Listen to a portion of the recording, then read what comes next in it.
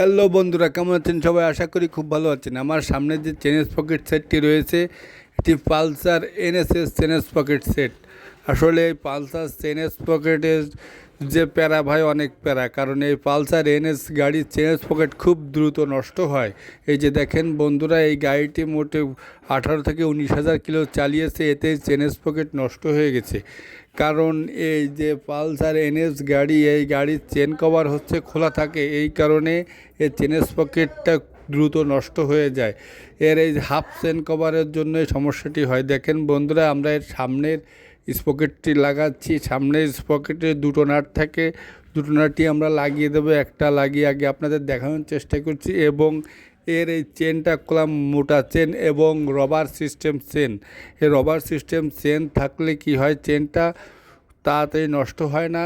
এই যে দেখেন বন্ধুরা, আমরা এর এই যে পিছনে স্পকেটটি লাগিয়েছি, লাগানোর পরে চাকাটি লাগাচ্ছি।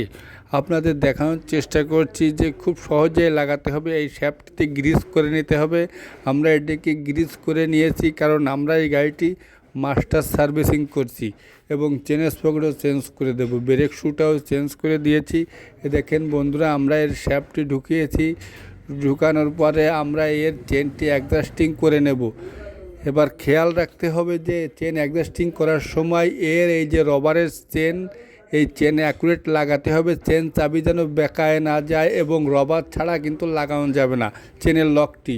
এই জন্য আমরা আপনাদের গুরুত্বভাবে দেখানোর চেষ্টা করছি যে এর এই যে চেনের লক, এটি কিন্তু উপরের যে পাতি দেওয়ার পরে দুটো রবারের যে অয়েল সিল থাকে সেইটা দিতে হবে এবং তারপরে পাতিটি দিতে হবে এবং লকটি লাগাতে হবে।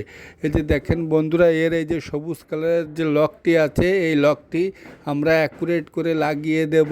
প্লাস দিয়ে চাপ দিয়ে দিতে হবে। দেখতে হবে যে মাথা যেন স্লিপ করে বেঁকিয়ে না যায়। যদি বেঁকিয়ে যায় তাহলে কিন্তু লকের বয়স পাবে না। এই দেখেন বন্ধুরা, আমরা এই লকটি লাগিয়েছি, আপনাদের জুম করে দেখাচ্ছি।